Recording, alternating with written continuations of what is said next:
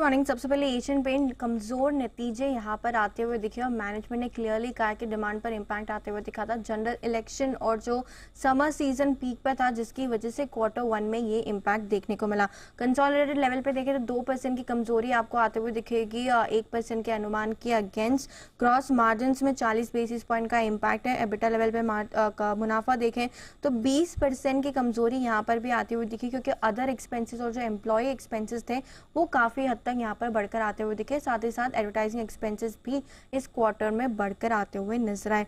Margin में impact 21% का अनुमान था, 19% के आसपास आया। मुनाफा भी देखे तो 25% की कमजोरी आपको यहाँ पर भी नजर आएगी। लेकिन मैनेजमेंट की कमेंट्री कॉन्फ्रेंस कॉल में थोड़ी बूस्टिंग थी। यहाँ पे उनका कहना है कि डिमांड रिवाइवल ट्रेंड्स जून में देखने को मिले और फिर से इस बार बचे हुए साल में डबल डिजिट की वॉल्यूम ग्रोथ का अनुमान यहाँ पर मैनेजमेंट लेके चल रहा है।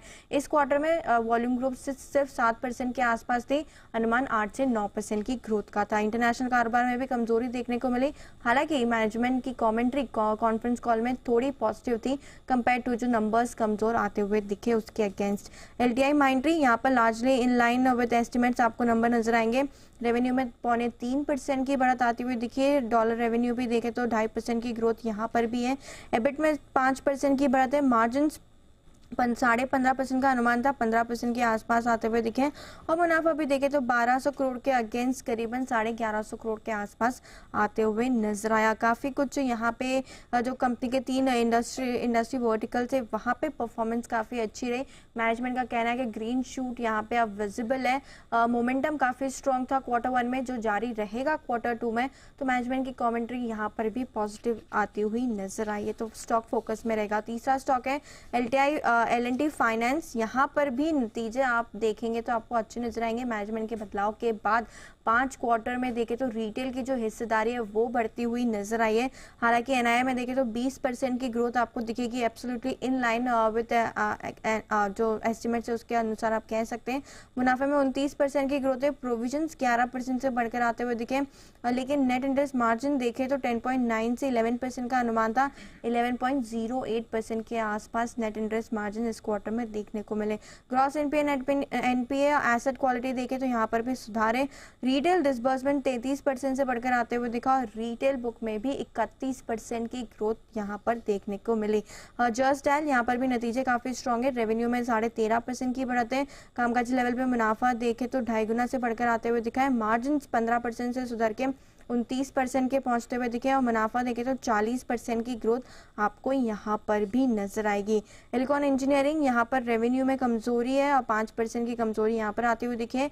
कामकाजी लेवल पे मुनाफा देखे तो 8% की कमजोरी यहाँ पर भी दिखेगी। मार्जिन 24% से घट के 30% पहुंच गए और ₹2 का डिविडेंड अनाउंसमेंट कंपनी ने किया है। रत्नवे प्रिसिशन इंजीनियरिंग रेवेन्यू में 70% से ज्यादा की ग्रोथ है। मार्जिन देखें तो 12.5% से घट के इस बार सिर्फ 12% के आसपास आते हुए दिखे। और जीएमआई एयरपोर्ट्स पर भी फोकस करना है। जून का जो क्वार्टर है वहां पे पैसेंजर ट्रैफिक 8% बढ़कर आते हुए दिखा है। डोमेस्टिक ट्रैफिक में 6.5% की बढ़त है। इंटरनेशनल ट्रैफिक भी देखें तो 12.5% की ग्रोथ यहाँ पर भी नजर आएगी। ऑलराइट, चलिए, तो ये तो कुछ नंबर्स रहे हैं जिनका इम्पैक्ट आज मार्केट ओपनिंग के साथ ही दिखेगा। लेकिन ऊपर ये भी बताइए कि ट्रिगर्स कौन से और खबरों के दम पर भी तो एक्शन होगा। बिल्कुल, काफी सारे नतीजे भी आने वाले हैं। निफ्टी में इन्फोसिस के नतीजे आते हुए दिखेंगे। एफएनओ में person system, Polycab, Tata communication, L and T tech services, Havells और डालमिया भारत के आज नतीजे आने वाले, तो यहाँ पे रहेगा फोकस। सुबह 10:30 बजे कैबिनेट की बैठक है, तो इसके आउटकम पर भी रखेंगे नजर। Medi Assist Health Care Services pre IPO investor lock in आज खत्म हो जाएगा। राशि पेरिफेरल्स का भी 5% का लॉक इन आज खत्म होते हुए दिखेगा। और अब इन फार्मा बोर्ड बैठक में जो बायबैक है उसको कंसिडर करने के लिए आज बोर्ड बैठक रखी गई है, तो यहाँ पे फोकस करके चलेंगे। खबरों के चलते QIP यहाँ पे टेक्नो इलेक्ट्रिक का जो है उसकी फ्लोर प्राइस आई है करीबन 1506 रुपए। मौजूदा भाव से देखे तो बिल्कुल फ्लैट आपको यहाँ पे फ्लोर प्राइस आती हुई दिखेगी। टेलीकॉम स्टॉक्स पर फोकस करना है। मई के टेलीकॉम डेटा सामने आए, जहाँ पे मई में कुल 20 लाख ग्राहक TRAI ने जो इन्फॉर्मेशन दी उसके अनुसार जुड़ते हुए दिखे। रिलायंस जियो में 22 लाख ग्राहक जुड़े। वोडाफोन आइडिया में देखे तो 9 लाख जो ग्राहक है वो गंवाए हैं। और भारती एयरटेल में भी देखें तो 12.5 लाख ग्राहक जुड़ते हुए नजर आए। इंडिया ग्रुप स्पाइस जेट भी आज फोकस में रहेगा क्योंकि जून में घरेलू एयर पैसेंजर ट्रैफिक 6% बढ़ते हुए दिखा है। इंडिगो का मार्केट शेयर हालांकि थोड़ा घटते हुए नजर आया और स्पाइस जेट का भी मार्केट शेयर देखें तो यहाँ पर भी आपको कमजोरी मंथ ऑन मंथ आधार पर आती हुई नजर आएगी। आयशा मोटर्स कंपनी ने अपना premium model roster Royal Enfield जो है वो लॉन्च कर दिए। शुरुआती कीमत भारत में देखें तो करीबन 2.5 लाख रुपए के आसपास रहेगी और 1 अगस्त से रिटेल बिक्री जो है वो शुरू होती हुई आपको दिखेगी। अशोक लेलैंड पे फोकस करना है। सब्सिडरी ने हिंदुजा टेक जर्मनी की कंपनी का अधिग्रहण कर लिया है। करीबन 200 करोड़ में इसे 100% हिस्सेदारी जो है वो कंपनी खरीदने वाली है। IRD इरेडा और SJVN पर भी आज फोकस रहेगा जहां पे कंपनी ने SJVN के साथ मिलकर JMR अपर हाइड्रो पावर लिमिटेड नेपाल के साथ 10% हिस्सेदारी खरीदी है। 290 करोड़ में इस ट्रांजैक्शन को किया जाएगा तो यहाँ पर भी पॉजिटिव न्यूज आती हुई दिखी है तो स्टॉक फोकस में रहेगा। जेंजा टेक जहाँ पे ब्रिज व्यू लाइफ साइंसेज का पूरा 100% मेंबरशिप इंटरेस्ट कंपनी खरीदने वाली है। 1.4 करोड़ डॉलर में करीबन 117 करोड़ में ट्रांजैक्शन होने वाला है और 2-3 हफ्तों में अधिग्रहण पूरा होते हुए नजर आएगा।